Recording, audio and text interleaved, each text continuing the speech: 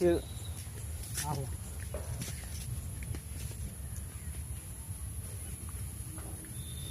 इनके खातिर हम मेरठ गया बोल गए। अच्छा हाँ हाँ हो लड़का हमारा है। यही बात है। दरोगा जी मनबो करला तू के बहुत।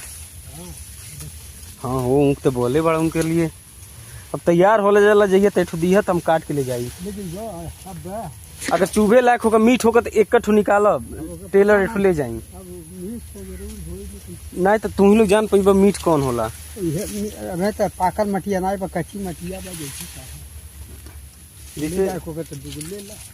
जैसे हई हई हई या तो जो सुतल बा वह लगता कि तनी मिठौस हो सकेला मोट बा बाकी तो हई काहे हमनो बोले बने ऐसे गिर गिर जाला होई।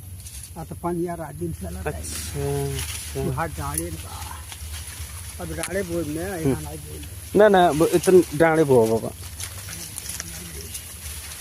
वो देखा है तना है तो खाओ भइल।